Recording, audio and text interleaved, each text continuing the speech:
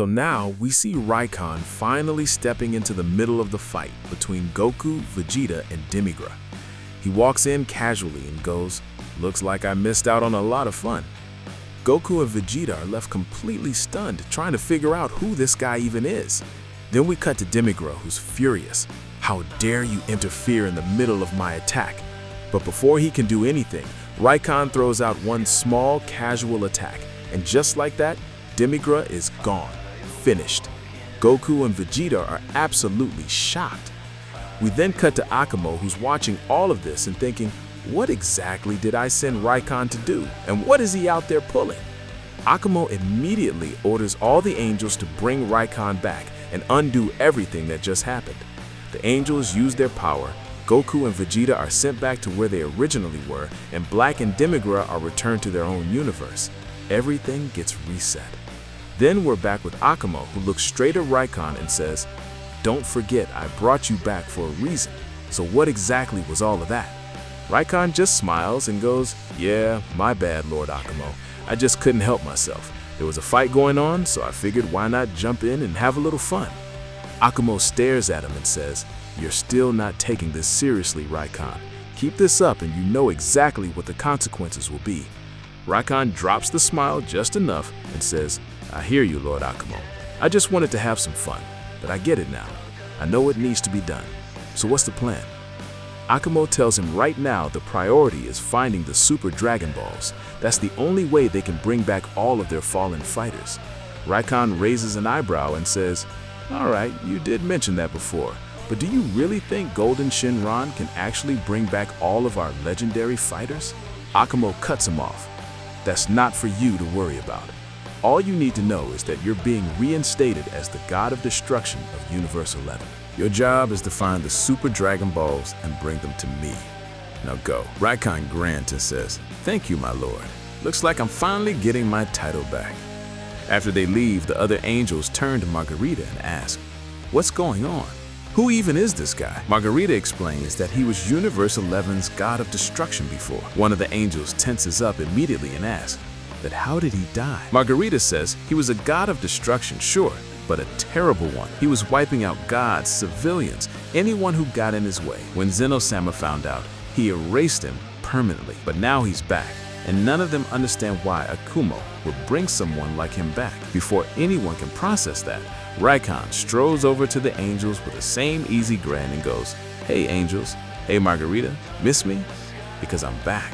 Your God of Destruction is officially home." Margarita says nothing. She just stands there in silence. Akumo wraps things up. "Reichon, I'm heading out.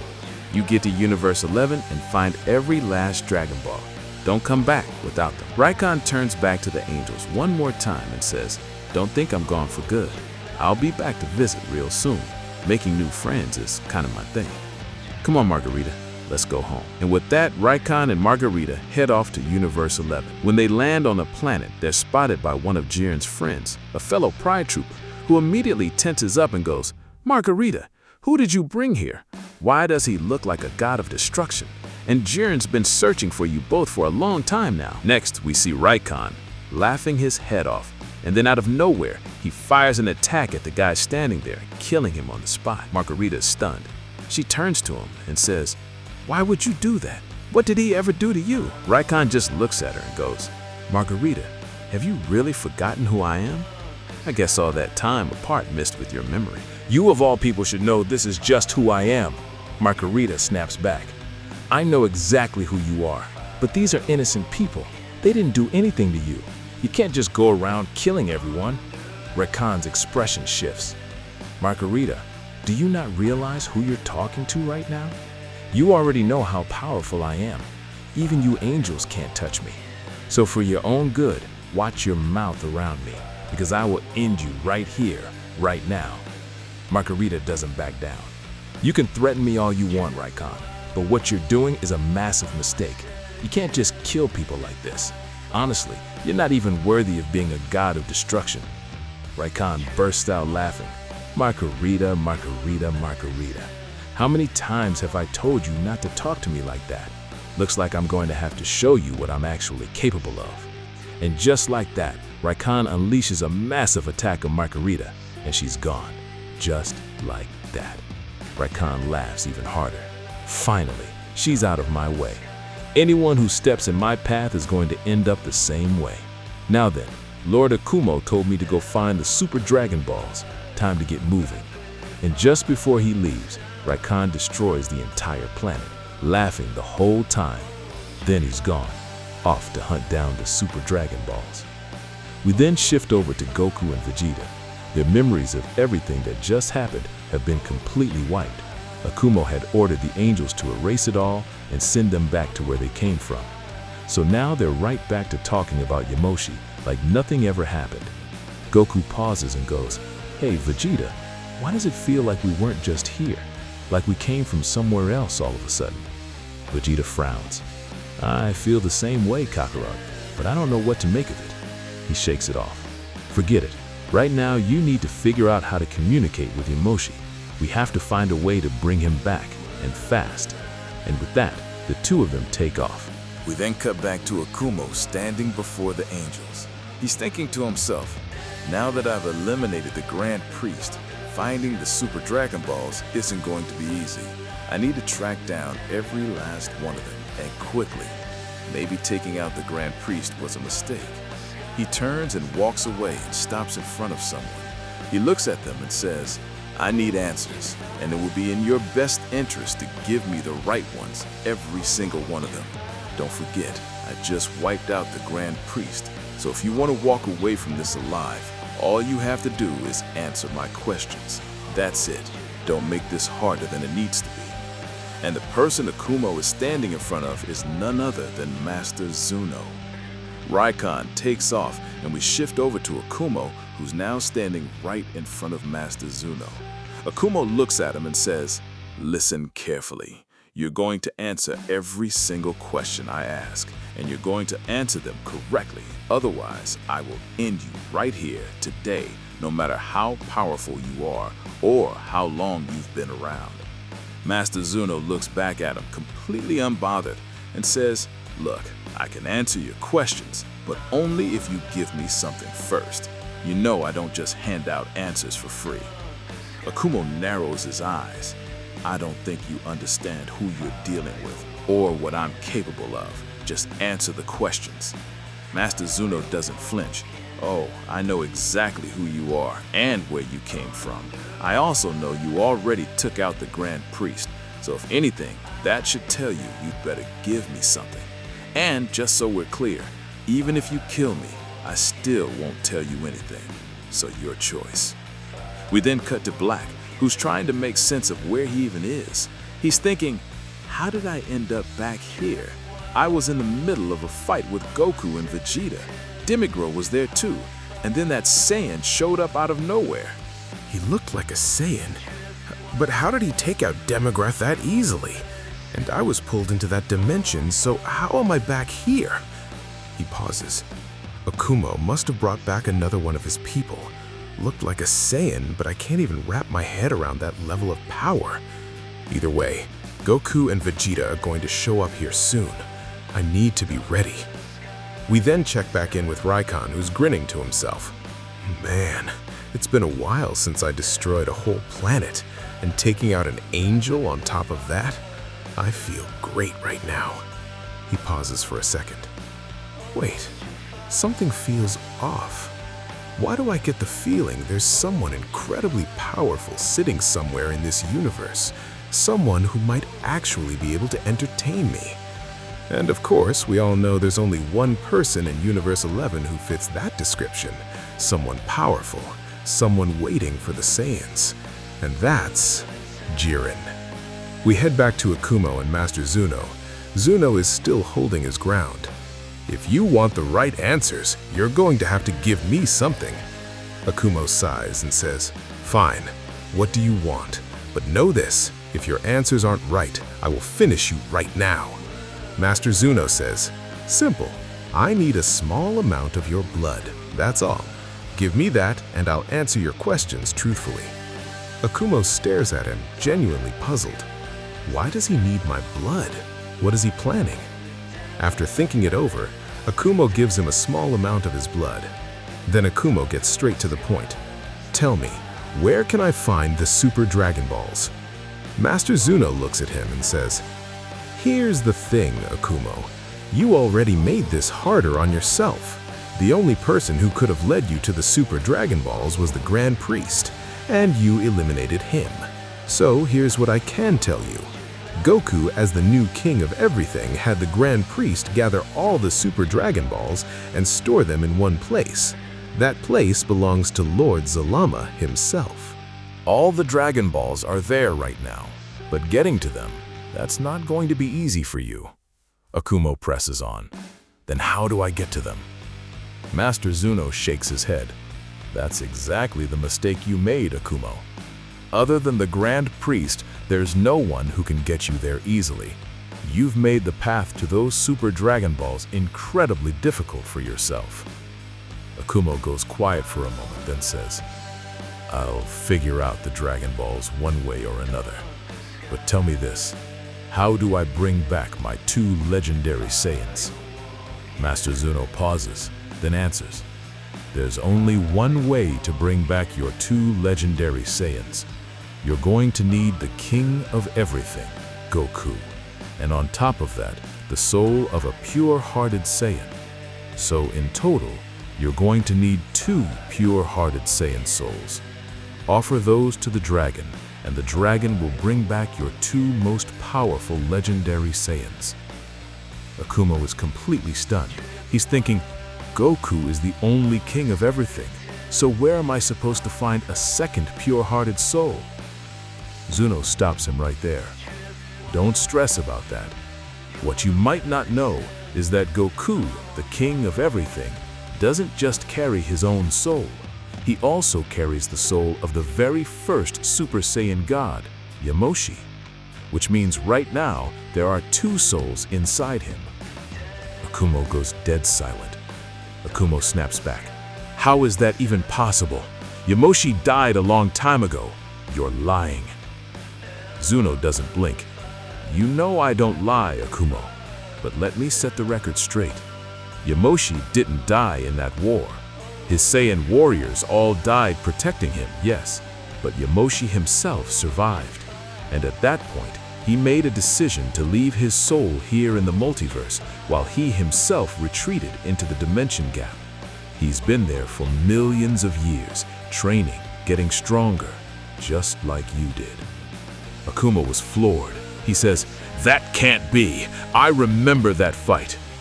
If you had joined me back then, we would have spread the Saiyan race across the entire multiverse from that very moment. We would have ruled everything, but you refused. And now, you're telling me you've been alive this whole time, training in the dimension gap? Why? Zunou cuts in.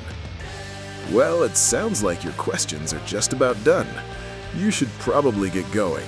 But if there's one last thing you want to ask, go ahead." Akumo doesn't hesitate. "Where is Yamoshi right now, and where are Goku and Vegeta?"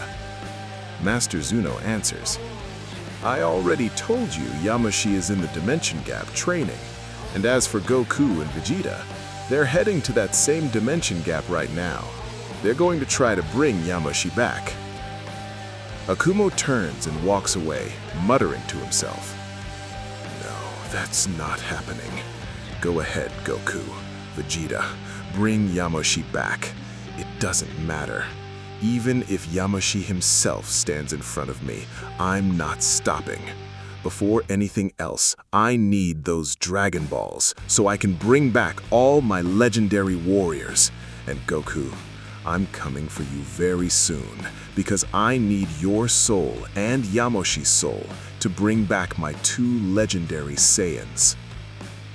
We then head over to Universe 11, where we see Reichon wandering around. Suddenly, he picks up on an energy, and he goes, "Wait, there's actually someone here who might be able to entertain me. Who is that?